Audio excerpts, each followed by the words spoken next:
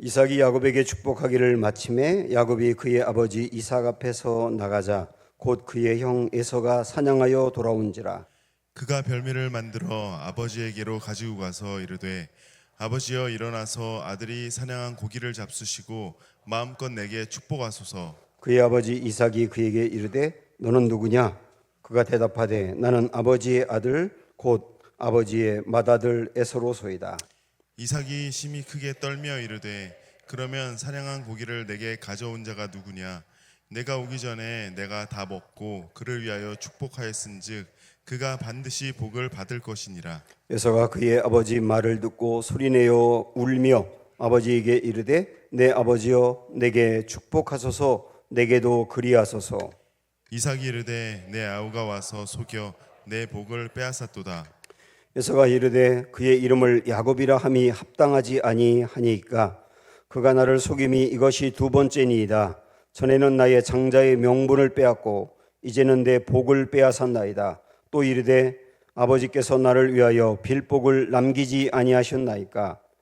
이삭이 에서에게 대답하여 이르되 내가 그를 너의 주로 세우고 그의 모든 형제를 내가 그에게 종으로 주었으며 곡식과 포도주를 그에게 주었으니 내 아들아 내가 내게 무엇을 할 수 있으랴. 아멘. 자, 27장에서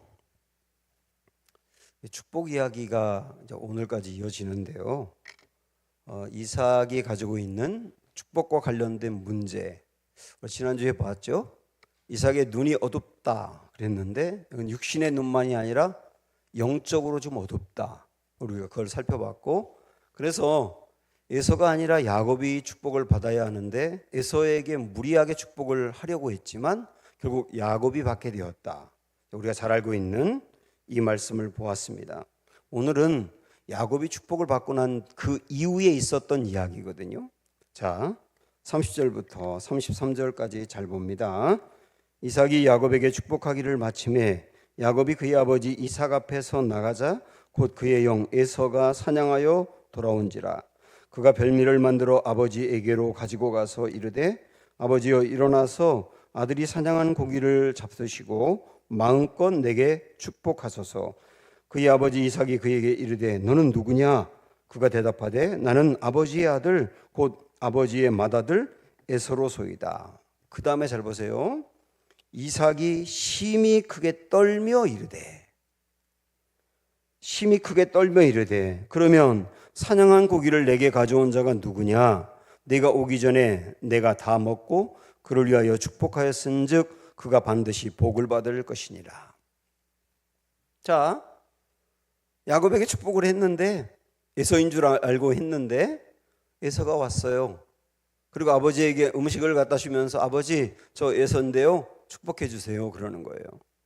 그러니까 아버지는 에서가 아니라 야곱이 축복을 받았다는 것을 알았습니다. 그리고 난 다음에 심히 떨었다고 나와요. 여기 심히 떨었다는 말은 온몸이 사시나무 떨듯 부르르 떨었다는 거거든요. 자, 그럼 여기서 질문. 야곱이 왜 이렇게 떨까요? 응? 왜 떨까요? 성질 나가지고? 응? 아들 야곱이 이 녀석이 나를 속여? 이 중요한 축복의 문제를 나를 속이고 에서인 척하고 축복을 받았단 말이야? 치가 떨려가지고 떨었는가?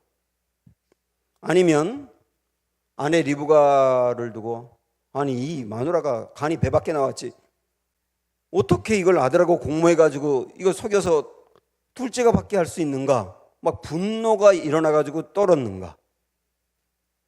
왜 떨었을까요? 예. 왜 떨었느냐? 잘 보십시오. 이삭은 우리가 지난 시간에도 계속 언급을 했지만 이때 당시에 가나안 땅에서 하나님을 믿는 집은 이 집밖에 없어요. 그리고 이 집의 가장인 아브라함도 그랬고 이삭도 그랬는데 이 이삭과 아브라함은 선지자의 역할을 합니다. 하나님의 음성을 듣고 그 음성대로 가정을 이끌어가고 매번 그렇게 해왔거든요. 그런데 그래서 하나님의 음성을 듣기 때문에 감히 자기를 거스른다거나 자기의 뜻을 반역한다거나 그럴 수 없어요. 왜냐하면 그건 하나님의 뜻을 거스르는 것과 같다고 생각을 하기 때문에. 그런데 리브가와 야곱이 천연덕스럽게 감쪽같이 자기를 속였거든요. 그런데 자기는 그걸 정말 몰랐던 거예요. 다시 말하면 자기가 그렇게 속고 있는데 하나님이 거기에 대해서 아무런 개입을 안 하신 거죠. 그래서 이삭이 깨달은 건 뭐냐면, 지금 하나님의 임재가 나에게 없구나. 내가 전혀 분별하지 못하고 하나님의 음성도 나에게 안 들리고 나의 영적 영향력도 떨어졌구나. 하나님이 나와 함께하지 않는구나. 하나님의 임재가 나에게 없구나. 그래서 모르는구나. 그걸 깨달았기 때문에 떨었던 거예요. 분노 때문에 떤 것이 아니라 지금 현재 자기의 영적 상태가 어떠한지를 깨달았기 때문에 떨었단 말이죠. 이 떨림이 아주 중요합니다. 사실 하나님의 사람은 병에 걸리거나 자식 문제가 있거나 물질 문제가 있거나 여러 가지 생각지 않은 우환이 있고 뭐 합격하지 못했거나 그럴 때 힘들죠. 다 힘들죠. 또 우리도 똑같이 힘들죠. 그런데 하나님의 임재 안에 있으면 그때 하나님이 나와 함께 한다는 것을 깨닫고 이 고난과 아픔마저도 하나님이 가장 좋은 결론을 내실 거라고 믿기 때문에 일어서거든요. 그래서 이런 문제가 우리에게 가장 심각한 게 아니에요. 하나님의 사람에게 정말 심각한 건 뭐냐면 하나님이 느껴지지 않는 거예요. 하나님의 음성이 나에게 들리지 않는 거라고요. 하나님의 임재가 내게서 떠났는데 그걸 모르고 사는 거죠.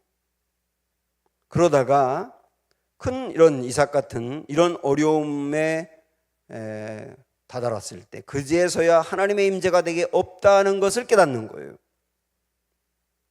오늘 이삭이 왜 떨었는가, 그리고 우리가 무엇에 대하여 떨어야 하는가 하는 걸 보여줍니다.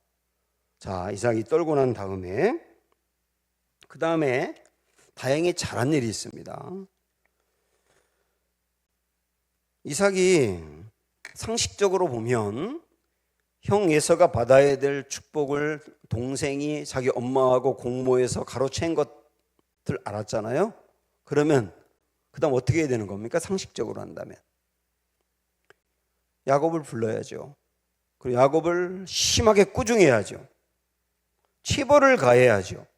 어떻게 그런 문제로 나를 속일 수 있느냐고 얘기해야죠. 그죠? 그리고 리브가를 불러가지고 당신이 미쳤냐고 그러면서 리브가에게 호통을 쳐야죠.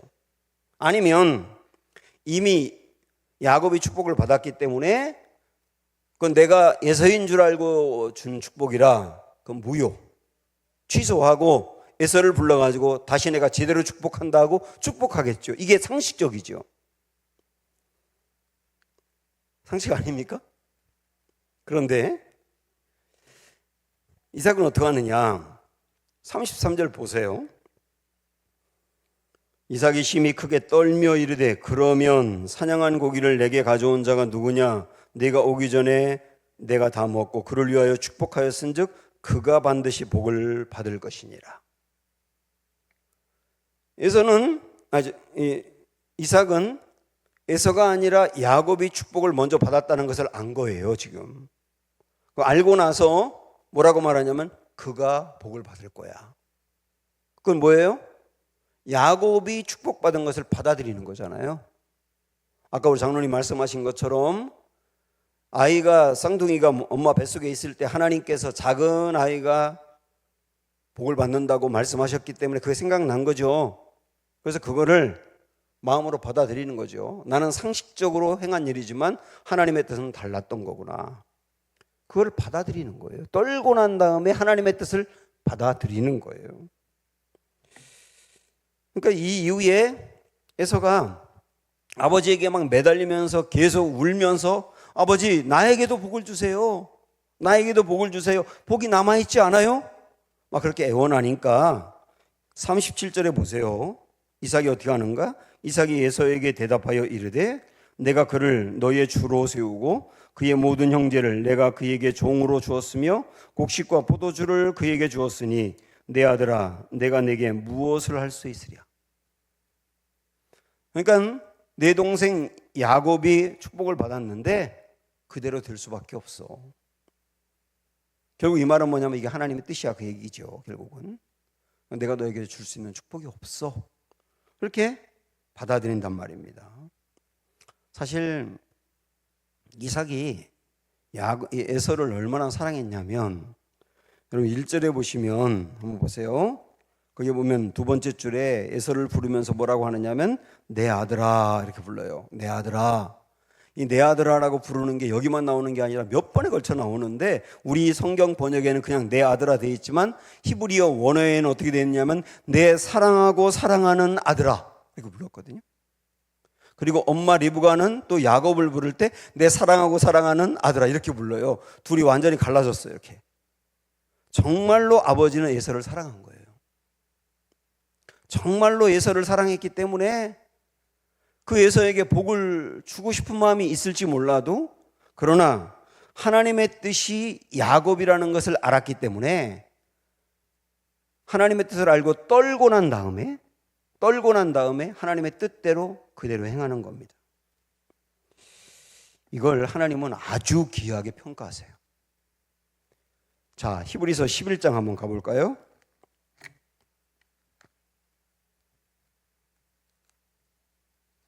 히브리서 11장 믿음장이죠. 20절을 일단 펴놓으세요. 그리고 잠깐 저를 봅니다. 자, 히브리서 11장은 믿음장이죠. 그래서 구약에 있는 정말 믿음이 출중한 사람들을 소개합니다. 그 중에 이삭에 대해서 소개를 하는 거예요. 근데 딱 한 절, 20절 한 절로 이삭의 믿음을 평가합니다. 그러면 우리가 생각할 때, 자, 이삭, 여러분이 알고 있는 이삭은 어떤 면이 가장 믿음이 좋은 건가? 그걸 얘기할 거 아니에요. 딱 하나만 얘기한다면. 그러면 우리가 생각할 때 이삭이 그랄이라고 하는 지역에 갈 때 하나님께서 너 그랄에 거주해 그것을 떠나지 말라고 했기 때문에 시련이 있고 아픔이 있어도 이삭은 그곳을 사수하면서 거기 떠나지 않았거든요. 믿음이 있는 거잖아요. 그 얘기를 할 만도 한데 그 얘기 안 해요. 그리고 그랄에서 우물을 빼앗기고 또 파면 또 뺏기고 계속 연거푸 몇 번을 빼앗겼지만 끝까지 우물을 파면서 양보하면서 나아갔던 모습, 그것도 믿음이 좋은 거잖아요. 그거 얘기할 만도 한데 그 얘기도 안 해요. 그리고 이삭의 믿음에 대해서 딱 이거 얘기합니다. 보세요. 20절 다 같이 시작. 믿음으로 이삭은 장차 있을 일에 대하여 야곱과 에서에게 축복하였으며. 그러니까 이 이삭에 대해서 그의 믿음을 소개할 때 딱 오늘 우리가 지금 보고 있는 축복에 대한 것을 믿음으로 소개한단 말이에요. 이게 굉장히 훌륭한 믿음이었다고. 야곱과 에서에게 축복했다 그랬는데 에서에게 축복한 건 사실 축복이라기보다는 이게 동생을 섬긴다라고 하는 내용이거든요. 그러니까 이거 뭐 축복이라고 하기 어렵지만 그러나 그건 야곱이 에서에게 한 축복이고 야곱에게 한 축복 결국은 뭐냐면 상식적으로 에서가 축복을 받아야 하는데 하나님의 뜻이 야곱이라는 것을 알고 야곱에게 축복하고 번복하지 않은 거 하나님의 뜻을 그대로 따른 거 그 굉장히 훌륭한 믿음이라는 거예요. 자, 이렇게 본다면 하나님이 우리에게 보고 싶어하는 믿음이 바로 이런 것이라는 겁니다. 하나님의 뜻인 걸 알았을 때 인간적인 내 생각은 참 여러 가지 많이 있지만 하나님의 뜻이 무엇인지를 알았을 때 그걸 붙들고 나아가는 거거든요. 많은 사람들이 내게서 하나님의 임재가 떠난 것을 대수롭지 않게 생각을 합니다. 요즘 내가 예배를 드려도 요즘 말씀을 가까이 하고 기도해도 하나님의 임재가 없는 것 같아. 하나님이 나와 함께하지 않는 것 같아. 이게 굉장히 심각한 상황인데 이걸 그렇게 심각하게 여기지 않는 문제가 있어요. 정말 이건 문제가 있는 거죠. 그런데 하나님의 임재가 내게 없는 것 같다.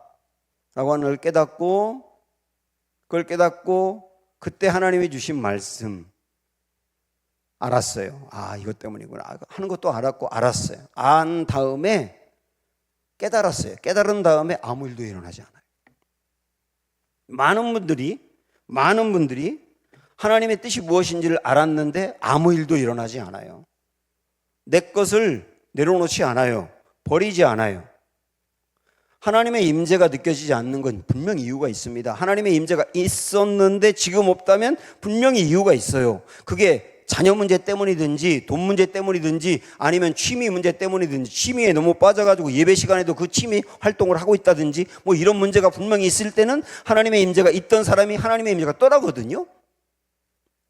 그러면 하나님의 임재가 떠났을 때 이게 얼마나 심각한 상황인지를 깨닫는 것도 중요하고 그때 하나님이 왜 임재가 떠났는지를 알려주신단 말이에요. 그러면 그 알려주신 대로 변화가 일어나야 되는데 수많은 성도들이 알지만 아무 일도 일어나지 않는다고요. 이 우리의 문제가 아닙니까? 그래서 알지만 깨닫지만 아무 일도 일어나지 않는 것을 전문적인 용어로 뭐라고 하는지 아세요? 똥꼬집이라고 합니다. 이삭은 깨달은 다음에 받아들인다. 이게 굉장히 귀한 거죠. 자, 잘했습니다, 이삭이. 그런데 자, 하나님의 임재가 내게 없는 이유를 발견하고 하나님의 뜻이 무엇인지를 알고 받아들였다. 잘한 거죠. 근데 그 다음에 이삭이 또 하나 결정적인 실수를 하나 합니다. 제가 보통 이제 설교하면 이렇게 긍정적인 방향으로 말씀을 많이 전하는데 이삭에 대해서는 좀 부정적으로 얘기해서 좀 하늘나라에 있는 이삭에게 굉장히 미안한 마음이 있지만 부정적인 내용을 통해서 또 알 게 있거든요. 자, 결정적인 실수를 하나 합니다. 그게 뭘까? 이삭은 에서가 축복을 받을 게 아니라 야곱이 받았어야 된다는 것을 알았잖아요. 그러면 에서에게 어떻게 했어야 되느냐면 에서를 불러놓고 쉬운 문제는 아니지만 에서를 설득을 했어야 되는 거예요. 에서야, 미안한데 사실은 너와 내 동생이 내 엄마 뱃속에 임신이 되었을 때 하나님께서 내 동생을 축복하라고 하셨어. 하나님의 뜻을 다 알기는 어렵지만 받아들여야 돼. 너 힘들겠지만 고민하면 하고 끝내 받아들여야 돼. 하나님은 너에게도 또 다른 축복을 준비하고 있을 거야. 이렇게 했어야 되는 거예요. 그러면 에서가 지금 내가 축복을 받지 못하고 야곱이 받은 게 그게 하나님의 뜻이었던 거구나. 힘들어요. 그걸 받아들이는 게 힘들어요. 그러나 알잖아요, 그거를. 그래서 이 문제를 놓고 고민하다 수용할 때가 올 수 있거든요. 이렇게 했어야 된단 말이죠. 그런데 이삭은 어떻게 했는지 잘 보십시오, 여러분. 33절부터 35절까지 봅니다. 오늘 말씀으로 돌아갔어요. 시작. 이삭이 심히 크게 떨며 이르되 그러면 사냥한 고기를 내게 가져온 자가 누구냐? 내가 오기 전에 내가 다 먹고 그를 위하여 축복하였은즉 그가 반드시 복을 받을 것이니라. 에서가 그의 아버지의 말을 듣고 소리내어 울며 아버지에게 이르되 내 아버지여 내게 축복하소서 내게도 그리하소서. 그 다음에 35절에 이삭이 이르되 내 아우가 와서 속여 내 복을 빼앗았도다 이렇게 말했어요. 에서가 아버지한테 징징거리면서 내게도 복을 달라고 하니까 위로하려고 그랬는지 이렇게 말한 겁니다. 쉽게 말씀드리면 야, 이 복은 원래 네가 받았어야 되는데 아이 동생 그놈의 새끼가 속여가지고 빼앗은 거야 이렇게 얘기했다고요. 그러면 잘 보십시오. 아버지가 에서에게 에서야 미안한데 이게 하나님의 뜻이야. 너 받아들이기 힘들지만 정말 우리 함께 하나님의 뜻에 순종하고 나가자. 이렇게 했으면 에서가 힘들어도 되돌아보며 회개하며 수용하는 그런 과정이 있었을 텐데 그렇게 얘기하지 않고 야, 원래 네가 받았어야 되는데 원래 내 거였는데 아니 그놈이 가져간 거야 이렇게 말하는 바람에 에서가 어떻게 됐느냐면 내가 받았어야 되는데 내가 피해자네, 내가 속았네, 그놈 나쁜 놈이네. 그래가지고 동생에 대한 미움이 가득하게 된 거예요. 아버지가 이렇게 얘기하는 바람에. 그래서 동생에 대한 미움이 가득하고 결국 그 동생을 죽이려고까지 하지 않습니까? 그래서 결국은 그 동생이 집을 나가야 됐어요. 왜냐하면 집에 있으면 죽으니까. 칼라 쓰게 되잖아요. 그리고 엄마와 공모했다는 걸 알았을 거 아닙니까? 그 엄마에 대한 상처는 얼마나 컸겠냐고 또. 그러면서 하나님과의 관계도 멀어지지 않았겠습니까? 그리고 아버지가 이 중요한 상황에 잘못 이야기하는 바람에 이 가정이 풍비박산이 납니다. 여러분, 저는 오늘 이 말씀 이렇게 깊이 생각을 하면서 우리가 이제 그런 말 많이 합니다. 우리 입에 권세가 있다. 우리 말에 권세가 있다. 정말 말을 잘하셔야 돼요. 말이 중요하다는 걸 믿지 않는 사람도 다 합니다. 그런데 신앙인에겐 얼마나 중요하냐면 입에 권세가 있다고요. 그래서 기도할 때 소리를 내어서 하나님 사랑합니다라고 우리가 소리를 내어서 입으로 고백하는 것 필요하거든요. 그럼 내 입으로 고백하면 내가 고백한 것이 내 심령의 믿음으로 다가와요. 입술에 권세가 있기 때문에.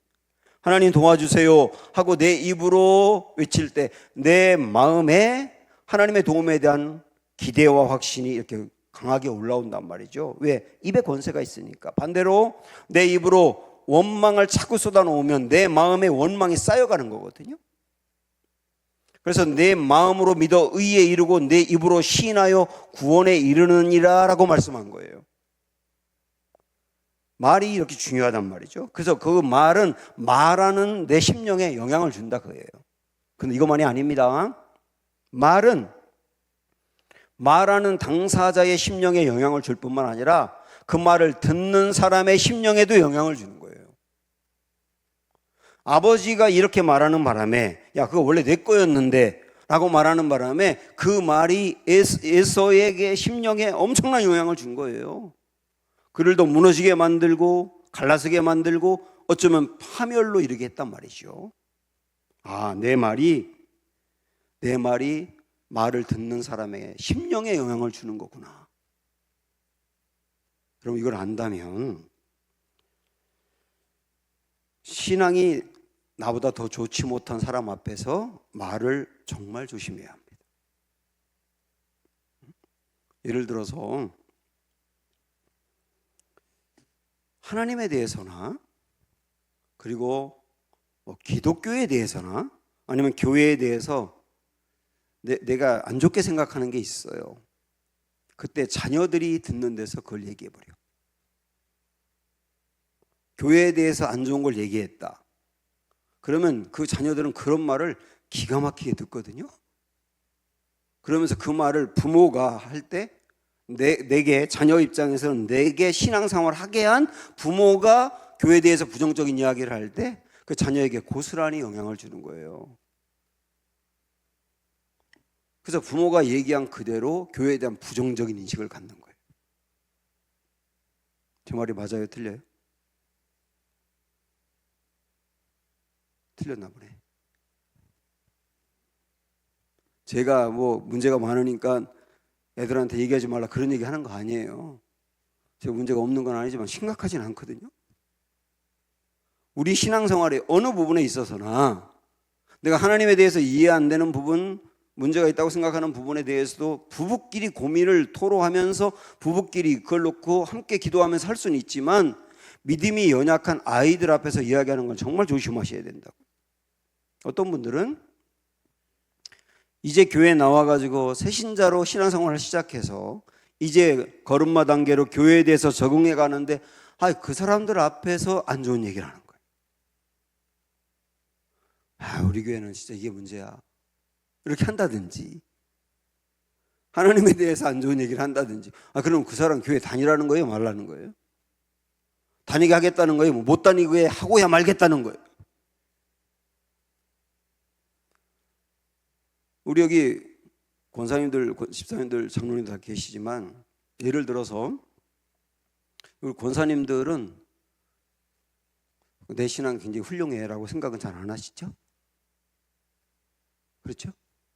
네, 아유, 나 많이 부족해 이렇게 생각하시죠? 맞죠? 근데 우리는 그렇게 생각해도 새신자는 교회 와가지고 권사님을 보면 신앙생활의 표본으로 봐요. 표본. 야, 교회에서 권사까지 될 정도면 정말 신앙생활 정말 엄청나게 잘하는 거야 라고 생각을 합니다. 그래서 내가 앞으로 교회 생활하면서 저분처럼 해야 된다고 생각을 해요. 진짜로 표본으로 생각한다니까. 교회에서 권사까지 됐다 그러면 굉장하게 생각을 한단 말이죠. 그런데 그렇게 생각하는 사람 앞에서 내가 보이는 말과 이 모습이 그의 신앙생활을 왜곡되게 할 수 있다 이거예요.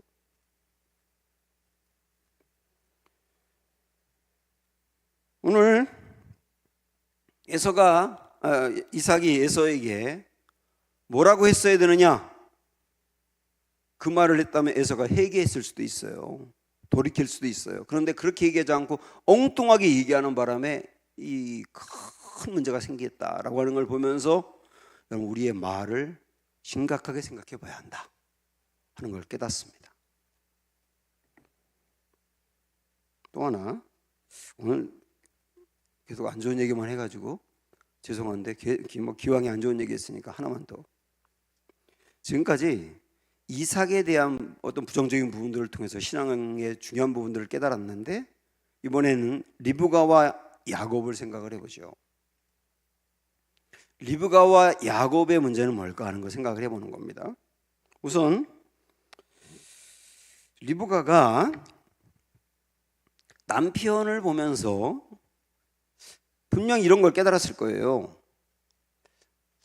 아니, 하나님이 반드시 이 야곱에게 축복하라고 했는데 내 남편이 왜 그걸 까먹고 에서에게 하려고 하지? 아니면 알고 있는데 왜 상식을 따르려고 하지? 이런 생각이 들지 않았겠어요? 그러면 이때 어떻게 했어야 되느냐? 어떻게 했어야 되는 겁니까? 일단 기도했어야 되는 거예요. 내 남편의 영적 지각이 열리기를, 그래서 하나님의 뜻을 정확히 분별하여 알고 행하기를 기도했어야 되는 겁니다. 여기 부부가 신앙생활 함께하는 분들, 보통 여성분들이 남성들보다 신앙이 좋거든요. 거의 대부분. 그래서 남편이 선택하고 결정하고 판단하는 걸 보면서 아내의 입장에서 저건 하나님의 뜻이 아닌데, 저렇게 하는 건 신앙적이지 않는데 라고 깨달을 때가 있잖아요. 이럴 때 어떻게 해야 되느냐를 말씀하는 겁니다. 물론 남성 여성보다 더 신앙이 좋은 집도 덜어 있어요. 그런 지금 반대로 생각할 수 있죠. 먼저 기도해야 한다. 지각이 열려 하나님의 뜻을 정확히 알기를 기도해야 한다. 근데 기도만 하는 게 아니라 그 다음 어떻게 했어야 되느냐? 리브가는 남편을 설득했어야 되는 거예요. 여보, 우리 알잖아. 하나님의 뜻이 어디 있는지 알잖아. 분명히 들었잖아. 하나님의 뜻이 야곱이잖아. 야곱이 축복을 받아야지. 당신 왜 이래? 요즘 당신 신앙이 좀 이상해. 하나님의 임재가 느껴지지 않아? 이게 얼마나 중요한 문제인데 하면서 남편에게 대들었어야 되는 거예요. 여러분, 제가 주일날 룻기 말씀을 드리면서 했던 거 기억나세요? 엘리멜렉의 집안이 베들레헴이 기근이 드니까 모압으로 피신했지 않습니까? 그때 아내 나오미가 어떻게 했어야 된다고 제가 말씀드렸죠? 남편을 뜯어 말리면서 당신 여기 떠나면 안 돼. 우리가 여기 베들레헴은 우리가 있어야 될 땅이야. 잠시 기근이 있다고 여기 떠나면 절대 안 되고 버티면서 하나님의 도움을 구해야 돼. 이렇게 말했어야 되는 거죠. 그런데 나오미가 엘리멜렉을 그냥 따라가 버린 거예요, 거기로. 그래서 아내들은 남편이 잘못된 길을 선택할 때 따르지 말고 대들고 그래야 된다. 제가 그 말씀 드리니까 여러분 은혜 많이 받으셨잖아요, 그때. 여성분들이 얼굴이 해같이 빛났고 예배 끝나고 한 번도 그런 얘기 안 했던 분도 나한테 은혜 받았다고 했거든, 그날. 설득을 했어야 된다고, 설득을. 이렇게 하면 안 된다고. 그런데도 리브가가 설득했는데도 이삭이 깨닫지 못했다면 그 다음 어떻게 해야 될까요? 기다려야 되는 거예요. 기다려야 된다고요. 하나님 하시도록 맡기면서 기다려야 되는 거예요. 그런데 리브가와 야곱은 이삭이 잘못된 판단을 하고 하나님의 뜻을 거스르며 다른 방향으로 갈 때 중요하게 잘못된 결정을 합니다. 그게 뭐냐면 이런 거예요. 명분이 하나님의 뜻이거든요. 명분이 하나님의 뜻이라고 방법과 수단을 인간적인 방법을 쓴 거예요. 그들이 명분은 하나님의 뜻이에요, 이게. 그런데 그 명분은 하나님의 뜻을 붙잡은 건 중요하지만 그들이 한 수단과 방법은 상당히 인간적이라고요. 이거 잘못된 겁니다. 많은 분들이 그렇게 오류를 범할 수 있어요. 내가 하나님을 위한 일이야, 이게 하나님의 뜻이야, 이게 성경적이야, 그건 좋아요. 그렇다고 해서 하나님의 뜻을 이룬다고 해서 방법은 상당히 인간적인 방법이에요. 에서를 속였잖아요. 에서를 속이고 거짓말하는 게 그게 명분이 좋다고 하나님이 원하는 길입니까? 아니거든요. 절대 아니거든요. 근데 여기서 또 중요하게 우리가 알아야 될 게 뭐냐면, 여러분 이런 경우 혹시 없으세요? 명분은 하나님의 뜻이에요. 하나님의 뜻대로 하는 게 그건 좋아. 그런데 방법은 인간적인 방법이에요. 수단도. 그런데 결과가 좋았어. 그러면 어떻게 생각하냐면 역시 하나님의 뜻대로 했더니 복을 받았어, 이렇게 생각할 수 있어요. 그 명분이 좋다고 해서 방법과 수단이 인간적인 방법으로 잘못했는데 결과가 좋아. 그랬잖아요. 여기 인간적인 방법을 써가지고 에서를 속이면서 했는데 결국 야곱이 축복을 받았잖아요. 그때 야곱과 리브가가 이렇게 말할 수 있다니까요. 역시 하나님의 뜻대로 했더니 복을 주셨어, 이렇게 느낄 수 있다고요. 그렇게 되면 앞으로 어떻게 되겠습니까? 이런 비슷한 상황이 생겨도 또 그럴 거예요. 그리고 이렇게 다른 사람에게 이런 사람들을 꼭 간증을 하더라고. 간증을 해. 그럼 그 간증을 들은 사람도 이렇게 또 해버린단 말이에요.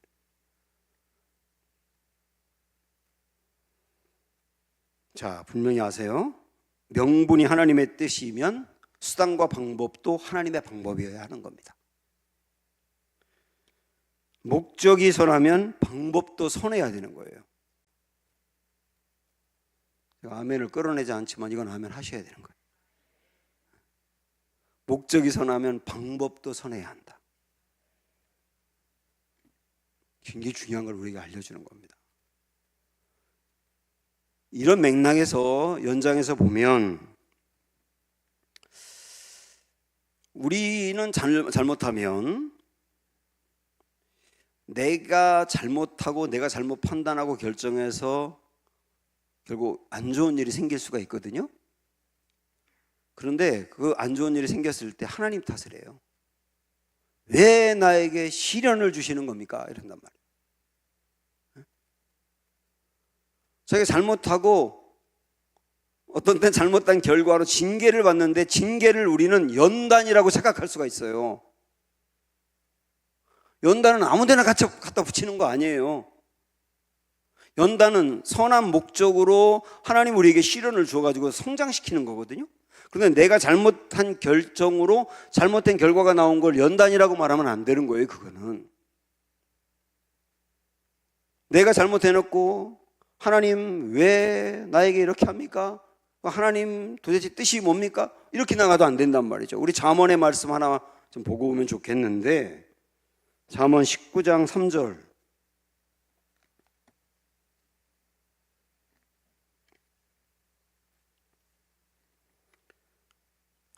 (931쪽)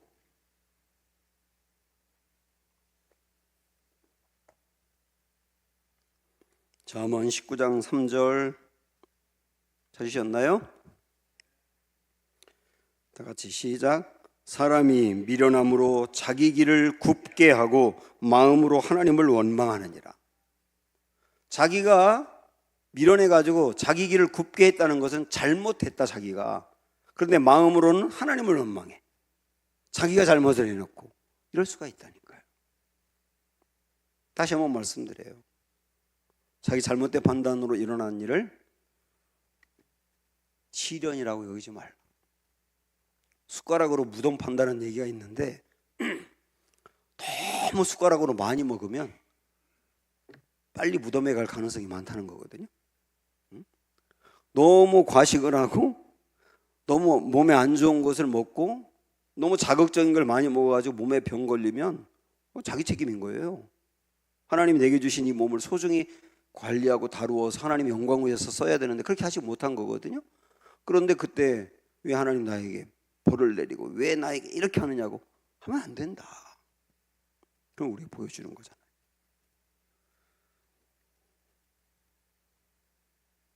하나님의 뜻을 붙잡은 건 중요하지만 인간적인 방법과 수단으로 잘못 판단하고 결정한 리브가와 야곱, 그 이후에 어떻게 되는 겁니까? 어떻게 될까요?